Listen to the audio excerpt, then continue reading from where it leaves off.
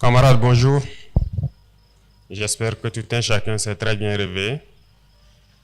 Et donc, nous entamons le dernier trimestre de l'année 2025. C'est le lieu pour moi donc de rendre un hommage appuyé à nos forces de défense qui continuent de se battre sur tous les fronts pour que le Burkina Faso reste debout et tienne. Et c'est le lieu aussi pour moi de vous féliciter pour tout le travail abattu tout au cours de l'année jusque-là, pour votre résilience, pour votre abnégation, pour votre ardeur au travail. Et je vous encourage à poursuivre ainsi pour que notre pays puisse rayonner à travers l'Afrique, à travers le monde.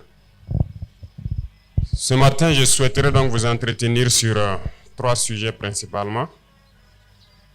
Le premier sujet donc porte sur l'escroquerie. Le deuxième sujet porte sur Faso Mebo, l'initiative que nous avons lancée. Et enfin donc sur les UACO. Sur le volet de l'escroquerie, alors je tenais à attirer l'attention de tout un chacun d'un phénomène qui persiste depuis plusieurs années.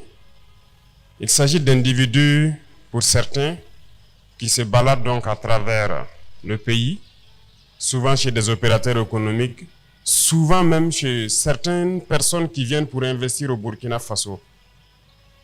Et leur but, c'est de pouvoir les escroquer en faisant comprendre à certains que pour avoir des marchés au niveau de l'État, il fallait payer certaines sommes.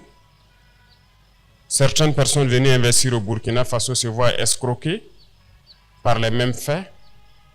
D'autres aussi se promènent, font comprendre donc à des Burkinabés qui souhaitent avoir des audiences et qui les monnaient, qui les escroquent, qu'il faille payer de l'argent pour avoir des audiences, soit à la présidence ou même dans certains ministères. Alors, je tenais ici à attirer l'attention des uns et des autres. Et comme nous le disons, nous sommes en révolution et ce sont des choses qui n'existent plus au Burkina. Il faut que tout un chacun comprenne que pour avoir un marché, il faut se mettre dans les règles, travailler en bonne et due forme pour avoir son marché. Il n'est pas question de payer 5 francs à qui que ce soit pour pouvoir avoir un marché. Ce sont des pratiques politiciennes anciennes. Mais vous voyez, c'est resté ancré dans les gènes de certains et ils se font escroquer. Résultat de course, ils fatiguent nos gendarmes et nos policiers dans des enquêtes permanemment pour retrouver ces individus qui les escroquent. Pour ceux-là aussi qui viennent pour investir au Burkina Faso ou quoi que ce soit, c'est la même chose. Pour avoir une audience à la présidence ou une institution particulière, je pense qu'il y a plusieurs portes d'entrée. Nous avons le bureau des conseillers qui est là, nous avons le bureau des grands projets, nous avons le service des protocoles. Si vous avez besoin d'investir ou besoin d'informations particulières, vous pouvez vous adresser aux gens. Donc, c'est rappeler encore à tout un chacun que ce sont des pratiques qui sont bannies aujourd'hui et attirer l'attention des gens qui ne se fassent plus escroquer. Le deuxième sujet porte donc sur Faso Mebo, qui depuis son lancement a connu un engouement particulier, a réussi donc à fédérer les énergies, à réunir les gens. Dieu merci, c'est tout ce que nous souhaitons, que les gens puissent s'unir et construire notre pays. Mais beaucoup de gens, à l'intérieur comme à l'extérieur, des Burkinabés de la diaspora et aussi les amis du Burkina Faso, ont souhaité contribuer à Faso Mebo, mais ont eu des difficultés parce que jusque-là, Faso Mebo ne prend que des choses en nature. Alors, j'avais demandé un travail donc au niveau du Trésor qui actuellement est terminé. Il s'est agi pour nous de créer donc au Trésor, pour chaque région, un numéro de compte pour que les gens, partout où ils sont, puissent contribuer pour leur région. Il s'agit de la plateforme Faso Arzaka, où nous avons fait créer donc des fenêtres pour que chaque région puisse avoir une fenêtre particulière pour que les gens puissent contribuer. Ça sera de façon très transparente, de sorte que si les gens le souhaitent, chaque mois, nous devons pouvoir imprimer la liste de tous ceux qui ont contribué avec les montants. Donc, qu'ils soient burkinabés de l'intérieur ou de l'extérieur, pour quelqu'un qui veut contribuer donc pour que sa région puisse connaître des infrastructures, puisse s'embellir pour aider Faso Mebo dans son élan, pourront le faire désormais. Je vais ordonner donc le lancement de cette opération dès à présent. Donc, vous êtes tous invités à contribuer dans vos différentes régions, même si vos régions n'ont pas encore reçu leur brigade, mais ça est en route, ça arrive, mais il faut commencer le travail qui peut déjà être fait. Donc, tout un chacun de vous pourrait contribuer pour embellir sa région ou pour contribuer donc à construire des infrastructures. Retenons que personne ne viendra donc construire notre patrie pour nous. Ça commence d'abord par nous et je pense que tout un chacun peut faire quelque chose.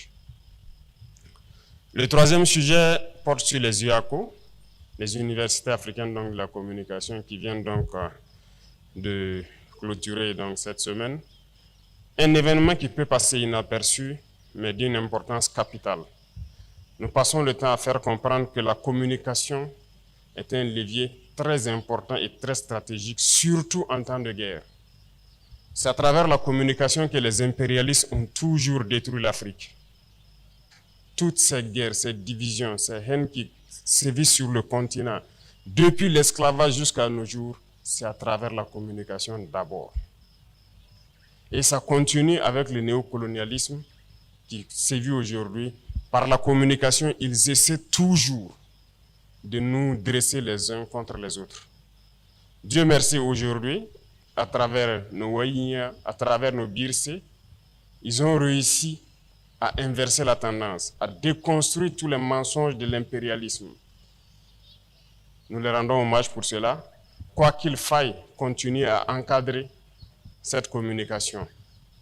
C'était nécessaire parce que, vous voyez, ils mettent beaucoup d'argent dans leur communication. Mais en plus de tout cela, ils nous utilisent nous-mêmes pour financer cette communication contre nous. Vous ne pouvez pas comprendre que la victime elle-même donne l'arme à son bourreau, voilà, pour la tuer. Parce que, en faisant donc l'arbitrage budgétaire en 2024, je me suis rendu compte de quelque chose de très grave. Et ça se passe dans presque tous les pays africains, surtout les pays francophones. Vous imaginez que dans toutes nos institutions, tous nos ministères, il y avait des lignes budgétaires réservées uniquement pour ces médias-là. C'est en faisant l'arbitrage que j'ai découvert que dans chaque ministère, dans chaque institution, il y a une ligne budgétaire dédiée à cela.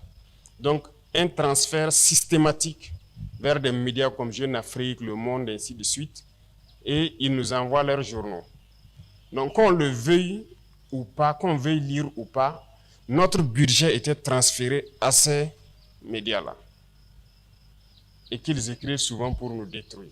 Et ça se passe dans presque tous les pays africains, surtout francophones. Mieux, ils ont trouvé le stratagème de trouver dans nos pays des sociétés, généralement des sociétés d'État, qui sont vraiment posées financièrement pour être actionnaires de leurs médias. Et vous savez qu'un média, ça ne produit pas forcément quelque chose. Donc, si vous êtes actionnaire, très souvent, vous êtes amené à injecter de l'argent pour permettre le fonctionnement de la chose, parce que vous n'attendez pas un bénéfice. Et là aussi, on vient de le découvrir il n'y a pas très longtemps, avec le nouveau directeur général qui est arrivé dans une société. Il se trouvait que la société au Burkina Faso est actionnaire donc, de ces médias-là. Et au conseil d'administration, donc, il s'était agi de transférer de l'argent, et c'est ce qui se passe d'habitude. Donc, il a pris le soin de rendre compte pour comprendre, et nous avons dit d'arrêter ça automatiquement et de sortir de leur capital. Certes, ils ne pourront pas nous rembourser ce qu'ils nous doivent, mais nous n'allons pas continuer chaque année encore à les verser de l'argent. Au Burkina Faso, par exemple, c'est la LONABE qu'ils avaient ciblée. Et c'est la LONABE qui était actionnaire donc, au niveau d'un média comme Jeune Afrique. Donc, il va de soi que ces médias-là soient foncièrement contre nous. Ils ne pourront jamais parler bien de nous et nous n'allons pas permettre à ce que nous-mêmes, nous continuions à les alimenter. Et ça se passe dans beaucoup de pays. Et ce serait bien que tous les pays africains se réveillent et que nous arrêtons cela.